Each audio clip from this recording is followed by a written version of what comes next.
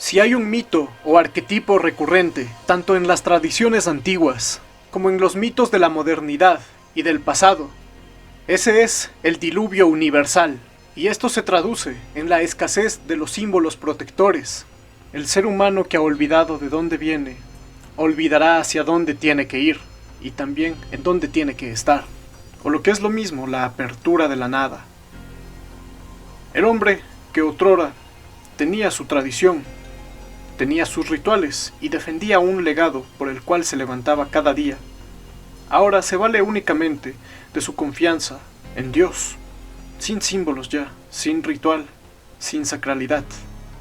Aquí la fría luz de la conciencia se extiende hasta las estrellas, y este es un peligro mayor del alma.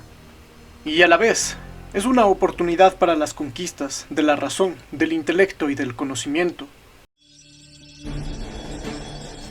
Conquistas que llegan bastante lejos, como se ha dicho, hasta las estrellas. Pero lo que aquí se llega a poseer ya no tiene valía, pues la vista cada vez ve más y más riquezas. Y el vacío que se ha abierto se llena con ideas sociales y políticas desiertas de toda espiritualidad. Este intelecto que ocupó el trono del espíritu hace que este mismo se apague. Y solo el espíritu puede gobernar el alma. Y este espíritu, que una vez fue ígneo, que una vez fue llama, se convierte en agua, un símbolo viviente de la oscuridad de la psique. Este es el camino a las propias profundidades, muy necesario para llegar de nuevo a superficie y luego a lo supremo.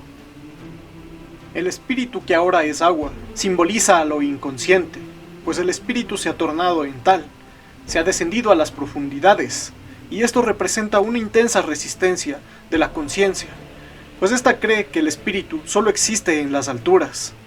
A la par, el yo se desarrolla de tal manera que se cae en la estrechez de la subjetividad egocéntrica. Es decir, el ser humano queda al acecho de los demonios, de sus propios demonios. Aquí viene la primera gran prueba. Quien mira en el agua ve su propia imagen, ve su propio reflejo, sin la máscara, es decir, ve a la sombra.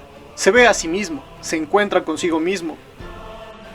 Y el soportar la contemplación de esta imagen, de esta sombra de sí mismo, significa trascender el inconsciente personal, despertar y captar las fuerzas útiles que duermen en la naturaleza profunda del ser humano. Y esta vendría a ser la respuesta eterna frente al desamparo eterno. Pero este encuentro con sí mismo es un mundo aparte, un mundo tal como la muerte, un mundo inconsciente, que al tocarlo perdemos la percepción, viniendo a representar un peligro primordial, primitivo del ser humano. El hombre moderno que llegó a esos conocimientos tendrá su conciencia vulnerable, olvidará él mismo quién es y hará cosas que no reconocerá. Y de ahí vendrán también los esfuerzos de la humanidad por fortalecer la conciencia, volviendo a ritos religiosos, a nuevas tradiciones, o retomando las olvidadas para proteger la conciencia, es decir, levantando muros y diques. Pero cuando estos muros, estas estructuras vuelvan a caer, suben las aguas y las catástrofes sobrevienen a la humanidad nuevamente, pues esto se ha repetido una tras otra vez dentro de la historia de la misma. Pero volvamos otra vez a esa imagen de uno mismo que se presenta sin máscara y que es la sombra, porque una vez superada esta, descubrimos que somos objetos de factores. Y ante esto, es mejor tomar conocimiento de cómo estamos amenazados, porque la ignorancia solo aumenta la inseguridad. Y aquí sobreviene otro pánico primitivo, al cuestionar la supremacía de la conciencia, lo que se expresa a través de condiciones históricas exteriores, que son solo la ocasión para que se presenten los peligros realmente amenazadores de la existencia, traducidos como ilusiones políticas, o locura colectiva, que vendría a ser lo mismo. Estas son imposiciones del inconsciente, que tienen como medio y como fin los colapsos civilizatorios, que vienen acompañados de la decadencia de símbolos, situaciones necesarias para redescubrir a los mitos, a las tradiciones, a las divinidades, como factores psíquicos o como arquetipos.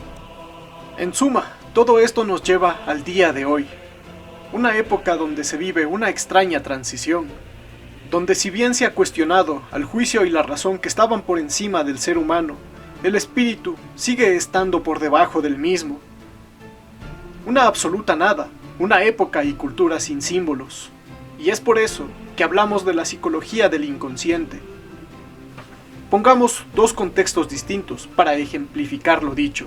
Una época con símbolos, llámese la antigüedad, la Edad Media, donde el inconsciente del hombre contiene un silencioso y no perturbado imperio de la naturaleza, por lo que explorar el inconsciente se vuelve redundante, porque éste se expresa en su medio y a su alrededor, frente a una época sin símbolos, donde el inconsciente del hombre contiene agua vivificada, un espíritu que se ha hecho naturaleza, donde el ser humano intuye que el tesoro está en el fondo del agua, en las profundidades, es decir, una época propicia para la exploración del inconsciente.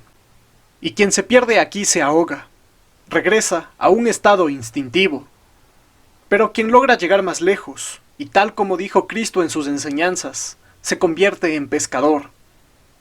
Aquel que sabe equilibrar su conciencia podrá observar a los seres que se pasean en aquel lago del diluvio. Estos serán ondinas, lamias, sirenas, súcubos, dríades o también melusinas, que tanto como nos condenarán, nos salvarán. Seres seductores que al ser el grado instintivo del ánima, se presentarán como un ser bromista e inquieto, que atacará con la intriga. Y esta ánima o alma es la representación de algo inquietante, espontáneo y vivo. No por nada en griego se le llama psique al alma. Y gradualmente las aguas irán bajando, todo volverá a ser expuesto ante la luz. Aquello que nos atemorizaba pero que nos salvó en más de una ocasión. Y asimismo veremos de nuevo el reflejo de cada uno y sin máscara proyectado en el agua. Y este es el escenario ante el diluvio, que también representa una oportunidad para la salvación y el nuevo comienzo de la humanidad. No es de extrañarse entonces que el diluvio universal, como mito, como símbolo y arquetipo, empiece a tomar relevancia en estos últimos años. Muchas gracias.